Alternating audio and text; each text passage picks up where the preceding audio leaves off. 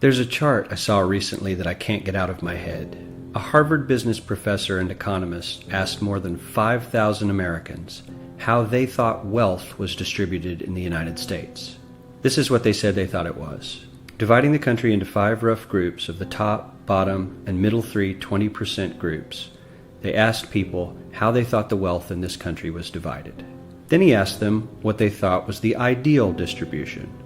And 92%, that's at least 9 out of 10 of them, said it should be more like this. In other words, more equitable than they think it is. Now that fact is telling, admittedly, the notion that most Americans know that the system is already skewed unfairly. But what's most interesting to me is the reality compared to our perception. The ideal is as far removed from our perception of reality as the actual distribution is from what we think exists in this country. So ignore the ideal for a moment. Here's what we think it is again. And here is the actual distribution. Shockingly skewed. Not only do the bottom 20% and the next 20%, the bottom 40% of Americans barely have any of the wealth. I mean, it's hard to even see them on the chart. But the top 1% has more of the country's wealth than 9 out of 10 Americans believe the entire top 20% should have. Mind-blowing. But let's look at it another way, because I find this chart kind of difficult to wrap my head around. Instead, let's reduce the 311 million Americans to just a representative 100 people. Make it simple. Here they are: teachers, coaches, firefighters, construction workers, engineers, doctors, lawyers, some investment bankers, a CEO, maybe a celebrity or two. Now let's line them up according to their wealth. Poorest people on the left, wealthiest on the right, just a steady row of folks based on their net worth. We'll color code them like we did before based on which 20% quintile they fall into.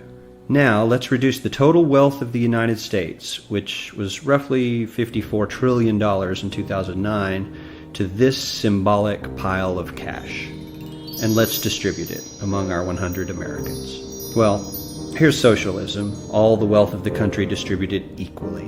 We all know that won't work. We need to encourage people to work and work hard to achieve that good old American dream and keep our country moving forward. So, here's that ideal we asked everyone about. Something like this curve. This isn't too bad. We've got some incentive, as the wealthiest folks are now about 10 to 20 times better off than the poorest Americans. But hey, even the poor folks aren't actually poor, since the poverty line has stayed almost entirely off the chart. We have a super healthy middle class with a smooth transition into wealth. And yes, Republicans and Democrats alike chose this curve. 9 out of 10 people, 92%, said this was a nice, ideal distribution of America's wealth. But let's move on. This is what people think America's wealth distribution actually looks like. Not as equitable, clearly, but for me, even this still looks pretty great. Yes, the poorest 20 to 30% are starting to suffer quite a lot compared to the ideal, and the middle class is certainly struggling more than they were, while the rich and wealthy are making roughly 100 times that of the poorest Americans and about 10 times that of the still healthy middle class. Sadly, this isn't even close to the reality. Here is the actual distribution of wealth in America. The poorest Americans don't even register. They're down to pocket change, and the middle class is barely distinguishable from the poor.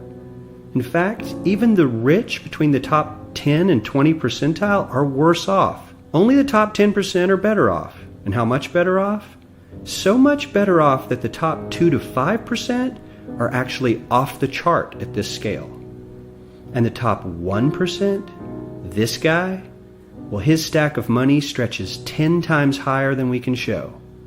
Here's his stack of cash, restacked, all by itself. This is the top 1% we've been hearing so much about.